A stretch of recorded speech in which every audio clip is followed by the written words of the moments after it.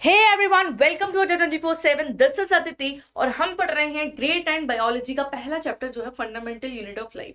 So my dear student, last video में हमने एक एक्टिविटी पढ़ी थी। विद दैट मैंने आपको डिवीजन ऑफ लेबर भी बताया था। आज की वीडियो में हम पढ़ने वाले हैं कि एक सेल का स्ट्रक्चरल ऑर्गेनाइजेशन क्या होता है। इसके साथ साथ हम प्लाज्मा मेम्ब्रेन के बारे में भी पढ़ेंगे। ठीक है, so video is very important. Question जरूर बनते हैं इससे, तो ध्यान से वीडियो में एंड तक बने रहे। सो माय डियर स्टूडेंट्स, अगर मैं सेल के स्ट्रक्चर की बात करती हूँ, ठीक है, कि सेल का स्ट्रक्चरल ऑर्गेनाइजेशन क्या है। देखिए, कोई भी लिविंग ऑर्गेनिज्म है, ठीक है, कोई भी लिविंग ऑर्गेनिज्म है अर्थ पे, ठीक है, तो वो जो लिविंग ऑर्गेनिज्म है वो बेसिकली किसका बना है? वो बना है सेल्स का। अब यहां हम पढ़ने वाले हैं कि सेल का स्ट्रक्चरल ऑर्गेनाइजेशन क्या है, एक सेल किस चीज की बनी है। सो माय डियर स्टूडेंट, अगर मैं ये बेसिक स्ट्रक्चर देखूं सेल का, तो ये है हमारी एक सेल।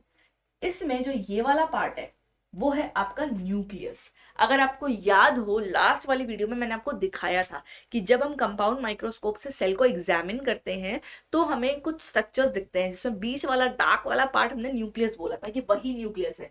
इसी न्यूक्लियस के अंदर बच्चों आपका जेनेटिक मटेरियल होता है in the form of DNA. ठीक है, डीएनए के पास कुछ फंक्शनल सेगमेंट होते हैं जिन्हें हम बोलते हैं जीन्स, और यही जीन्स आपके कैरेक्टर्स को ट्रांसमिट करते हैं एक जनरेशन से सेकेंड जनरेशन पे, यानी कि पेरेंट से ऑफस्प्रिंग्स पर। ये हम बहुत अच्छी तरीके से पढ़ेंगे जब हम न्यूक्लियस के बारे में पढ़ेंगे। यहाँ आप इतना समझो कि भैया एक सेल होता है, बीच में होता है न्यूक्लियस, और न्यूक्लियस कुछ फंक्शन सेगमेंट्स कंटेन करता है जिनको अपन डीएनए बोलते हैं। यही डीएनए आपके कैरेक्टर्स कैरी करते हैं एक जनरेशन से दूसरे जनरेशन पे। विद दैट, बाहर का जो ये पार्ट है, लिक्विड पोर्शन है, ये होता है आपका साइटोप्लाज्म। और अगर आपको याद हो, साइटोप्लाज्म और न्यूक्लियस को कंबाइन करके हम बोलते हैं प्रोटोप्लाज्म। उसके बाद जो ये बाहर वाला पार्ट है, ये जो लेयर है, ये क्या है? ये है आपकी सेल मेम्ब्रेन। तो अगर मैं एक सेलुलर ऑर्गेनाइजेशन देखूं, तो एक सेल बनी है आपकी प्लाज्मा मेम्ब्रेन, सेल मेम्ब्रेन से। बीच वाले पार्ट को न्यूक्लियस बोला गया है। विद दैट, लिक्विड पोर्शन को हम बोलते हैं डियर स्टूडेंट्स साइटोप्लाज्म। और यही साइटोप्लाज्म वो जगह है जहां पे आपके बहुत सारे सेल ऑर्गेनल्स प्रेजेंट होते हैं, और हर कोई सेल ऑर्गेनल अपना अपना पर्टिकुलर फंक्शन परफॉर्म करता है। ठीक है, important point to note here is this, when we are talking about structural organisation of cell, तो एक सेल के अंदर न्यूक्लियस है, बाहर लिक्विड पोर्शन को हमने बोला है साइटोप्लाज्म। विद दैट ये सराउंडेड है आपकी सेल मेम्ब्रेन, जिसको हम प्लाज्मा मेम्ब्रेन भी बोलते हैं। ठीक है, अब हम देखते हैं स्ट्रक्चर प्लाज्मा मेम्ब्रेन का। और उससे उसे पढ़ने से पहले एक इंपॉर्टेंट लाइन मैंने आपके लिए यहाँ पे लिखी हुई है, जो आपकी एनसीईआरटी की लाइन है।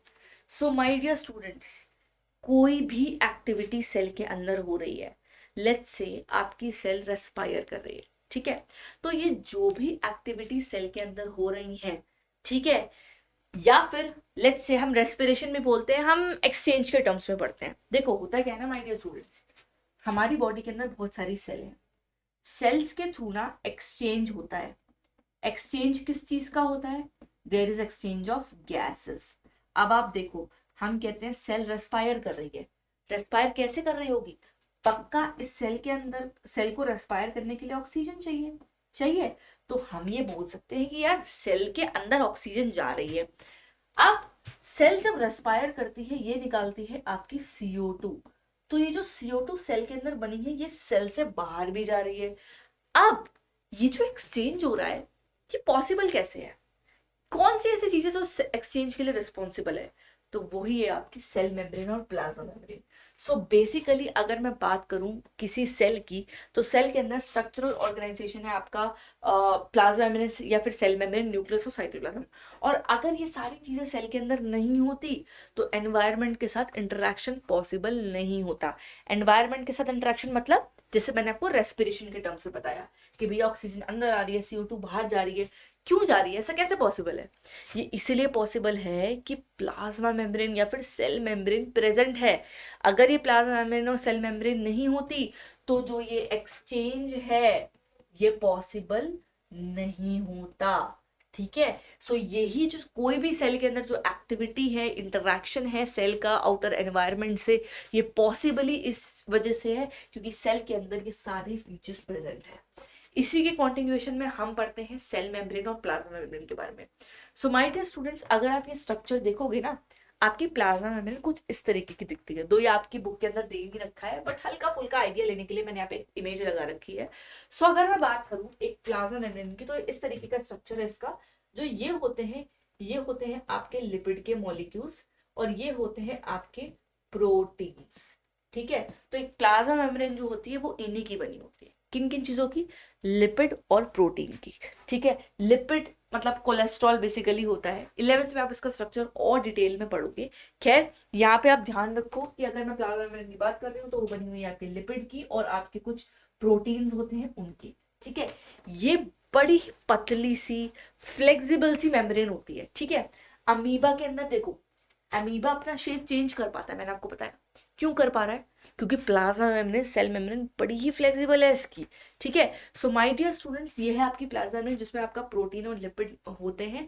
अब ये प्लाज्मा मेम्ब्रेन होती क्या है? ये सेल की आउटर मोस्ट कवरिंग होती है जो सेल को सेपरेट करती है एक्सटर्नल एनवायरनमेंट से। जैसे कि भैया ये एक सेल है, ठीक है, सेल की जो आउटर मेम्ब्रेन क्या है? This is your cell membrane, या फिर हम इसको प्लाज्मा मेम्ब्रेन भी बोलते हैं। तो अगर ये सेल मेम्ब्रेन प्लाज्मा मेम्ब्रेन नहीं होगी, सो आउटर एनवायरनमेंट के साथ क्या एक्सचेंज पॉसिबल हो पाएगा? नहीं हो पाएगा। So this outermost covering is allowing the separation of content. Cell के अंदर के कंटेंट सेल के बाहर के कंटेंट से सेपरेटेड है। क्यों? क्योंकि प्लाज्मा मेम्ब्रेन प्रेजेंट है। विद दैट ये बड़ी ही पतली सी होती है, इलास्टिक होती है, इलास्टिसिटी होती है इसके अंदर, बड़ी ही फ्लेक्सिबल मेम्ब्रेन होती है। ठीक है, अब सोचो एक्सचेंज हो रहा है तो पक्का फ्लेक्सिबिलिटी तो होगी इसके अंदर। ठीक है, विद दैट ये सेल के अंदर कुछ चुनिंदा मॉलिक्यूल्स का आप बोल सकते हो मटेरियल्स का, मॉलिक्यूल्स का एक्सचेंज अलाउ करती है। ठीक है, इवन जो बाहर भी जा रहे हैं ना सेल के, वो भी बहुत सोच समझ के चीजें जा रही है। जैसे CO2 इज नॉट नीडेड, तो वो सेल के बाहर चली जा रही है। ठीक है, हम पढ़ेंगे एक्सचेंज कैसे होता है, बट यहाँ मैं आपको ये समझाना चाह रही हूँ कि जो ये प्लाज्मा मेम्ब्रेन है, ये बड़ी थिन फ्लेक्सिबल सी होती है। ये परमिट करती है या अलाउ करती है एंट्री या फिर एग्जिट कुछ ही मटेरियल्स की सेल्स के अंदर और सेल के बाहर। ये आपको पता होना चाहिए। ठीक है, विद दैट प्लाज्मा मेम्ब्रेन जैसा कि मैंने बोला बहुत फ्लेक्सिबल है और ये बनी होती है, या it is composed of what? It is composed of lipid और प्रोटीन। ठीक है, प्रोटीन्स, लिपिड्स, आप बहुत आगे की क्लासेस में बहुत अच्छे से पढ़ोगे इन सब चीजों को। ये भी कुछ कंपोनेंट्स होते हैं, आप ये समझ लो। जैसे बॉडी के अंदर कार्बोहाइड्रेट मिलता है, ठीक है, प्रोटीन मिलता है, लिपिड मिलता है। ठीक है, तो ये सारे कंपोनेंट्स हैं। अब जो ये कंपोनेंट्स हैं ये सेल ऑर्गेनल्स के द्वारा ही बनते हैं। जैसे आप ये देख रहे हो ना, लिपिड और प्रोटीन, इनको पक्का कोई ना कोई सेल ऑर्गेनल्स ही बना रहे होंगे। ठीक है, वो हम आगे इस फंक्शन में पढ़ेंगे कौन सा इसके लिए रिस्पॉन्सिबल होता है। वेल, जो ये लिपिड और प्रोटीन होते हैं ये कॉन्स्टिट्यूट करते हैं बेसिक स्ट्रक्चरल यूनिट आपके प्लाज्मा मेम्ब्रेन की। तो यही प्लाज्मा मेम्ब्रेन, सेल मेम्ब्रेन आपके सेल की आउटर मोस्ट कवरिंग होती है। ये बड़ी ही फ्लेक्सिबल होती है और अलाउ करती है या फिर परमिट करती है कुछ चुनिंदा मॉलिक्यूल्स की एंट्री और एग्जिट। ऐसा नहीं कि हर कोई मॉलिक्यूल जो है एंटर कर जाएगा, हर कोई मॉलिक्यूल बाहर चला जाएगा, ऐसा नहीं है। ऐसा नहीं होता, कुछ ही। तभी हम बोलते हैं ना, चलिए मैं टर्म भी यूज कर लेती हूँ, हम बोलते हैं ना प्लाज्मा मेम्ब्रेन बहुत ही सेलेक्टिवली परमिएबल होती है। क्यों होती है? 1 marker question, very important. Why plasma membrane is selectively permeable? Because it is allowing और permitting entry and exit of only some materials in and out of the cell. That is why it is selectively permeable membrane. ठीक है, so with that अगर हम movement की बात करते हैं, so movement gases का हो रहा है कैसे? वो हो रहा है डिफ्यूजन की हेल्प से। So diffusion is actually a process जो कि रिस्पॉन्सिबल होता है गैसेस के मूवमेंट के लिए। ठीक है, कैसे भाई? देखिए, ये है आपकी सेल। सेल के अंदर क्या है भाई? न्यूक्लियस है। न्यूक्लियस के सराउंडिंग ये जो बाहर वाली मेम्ब्रेन है, इसको अपने प्लाज्मा मेम्ब्रेन बोला है। अब ये प्लाज्मा मेम्ब्रेन पहली बात तो ये बड़ी ही फ्लेक्सिबल है। दूसरा, ये क्या कर रही है? गैसेस का मूवमेंट हो रहा है। कौन कौन सी गैसेस? आपकी ऑक्सीजन, आपकी CO2, ये आपकी गैसेस होती हैं। ठीक है, सेल को रेस्पायर करना है, उसे चाहिए ऑक्सीजन। ब्लड वो ऑक्सीजन लेके आता है और यही ऑक्सीजन आपके सेल के अंदर चली जाती है। अब जो ये ब्लड ऑक्सीजन को लेके आ रहा है, जो कि सेल के अंदर जा रही है, कैसे जा रही है? डिफ्यूजन के थ्रू। ऐसी सेल के अंदर वेस्ट मटेरियल जब वो रेस्पायर करती है, CO2 बनती है। CO2 सेल के बाहर कैसे जा रही है? Through diffusion. तो यही जो प्रोसेस है डिफ्यूजन का, दैट इज टेकिंग प्लेस, और इसी के थ्रू आपका मूवमेंट होता है गैसेस का। अब ये यहाँ पे इसलिए समझाया गया है क्योंकि मैं आपको ये समझाना चाह रही हूँ कि प्लाज्मा मेम्ब्रेन के काफी सारे फंक्शन हैं, उसी में से एक फंक्शन है गैसेस का मूवमेंट। तो ये गैसेस का मूवमेंट प्लाज्मा मेम्ब्रेन के थ्रू होता है, डिफ्यूजन के प्रोसेस से होता है। एक बार क्विक रिवीजन कर लेते हैं, जो कि आपके एनसीईआरटी के अंदर ये सारे पॉइंट्स गिवन है कि जो प्लाज्मा मेम्ब्रेन होती है वो बड़ी ही थिन फ्लेक्सिबल मेम्ब्रेन होती है, सेल की आउटर कवरिंग होती है, सेपरेट करती है सेल के अंदर के कंटेंट्स को सेल के बाहर के एक्सटर्नल एनवायरनमेंट से।